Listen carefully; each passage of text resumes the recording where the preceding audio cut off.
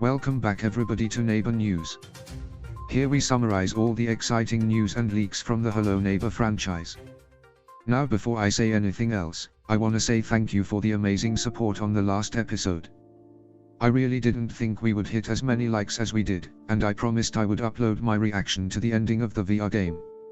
So I will do it eventually, I just need to find time to actually edit it first. But I suggest you go watch my first video on Hello Neighbor VR beforehand if you haven't already, because it's one of my favorite videos, even if it's so loud in volume. I didn't do that intentionally. Alright, so we don't have as much news this week as we did in the last episode. In fact, last week had barely anything new at all. The most interesting thing I could find was Noteg's video on new teasers for the animated series. You can check out their video in the description if you want to. Anyways, despite the lack of news, we still have some stuff to check out, so let's get into it. Firstly, there have been some rather disappointing news for those who've been looking to play Hello Neighbor Search and Rescue on PSVR 1. The developers have decided to push back the original release date due to the game not meeting performance standards, and it's now said that it will release on the 21st of September. Some fans have been very upset about this news, thinking that it should have been already released alongside the PSVR 2 version. And also because it was already previously delayed to the 13th of July, so people bought it thinking it was gonna release then, only to be slapped in the face with another delay 2 days before. But if it is to make this version run even better than it could have been, maybe we can let it slide. But still, to the people who play on PSVR 1, I get your frustration completely. Anyway, on a more lighter note, Search and Rescue has gotten a quality of life update recently. The update finally implements smooth turning, enhanced the teleporting, grabbing, and sound system, and added a feature which brings you back if you ever were to get flung out of the map. You can look at all the patch notes on their Discord server if you're curious. What's also nice is that the Roblox version of Secret Neighbor has gotten its first ever update, which is also a quality of life update. It adds a couple of things like being able to track your progress on the basement, and extending the neighbor's transformation timer to be more fair. By the way, if you haven't checked out this version of Secret Neighbor yet, I'd highly suggest you do so, because it's laughably bad in my opinion compared to the original.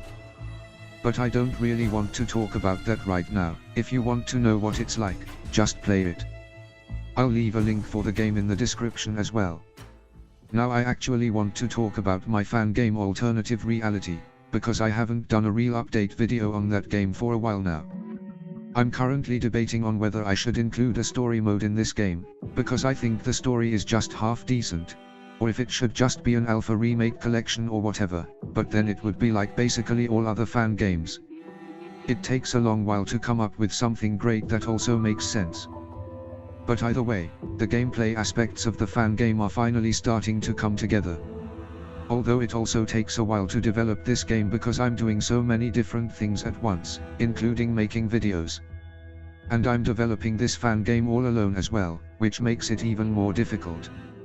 So if any other developer, that has a lot more free time than I do, wants to help me finish this game, I'd greatly appreciate it. But also let me know if you'd want to see a full story in this game. It would probably be a whack story though. Now, I want to talk a little bit about Hello Neighbor 2, because there hasn't really been much more news on the forthcoming update since the guest teaser. A lot of people thought that it would come out this month, but it's becoming unlikely. The community manager has also said that the update will take a bit more time than usual, but I think that's a good thing that they are taking their time because it's their first big update and they should make it good. They might also want to simultaneously release it on consoles as well, you never know. But nobody knows anything else past that guest teaser, so we'll have to wait and see when it drops. Some people have speculated it might be coming out towards the end of the year. Personally, I'm thinking between August and October, because I don't think they would keep us waiting all the way to Christmas, like some people are thinking. Considering they put out a teaser in July, they would probably drop it towards the end of summer or something. At latest, on Halloween. But it's good that they are at least not leaving us on red this time around like they've done in the past, and are actually giving us small teasers to keep us interested for the newer updates. But whatever, that was everything I could find from this week.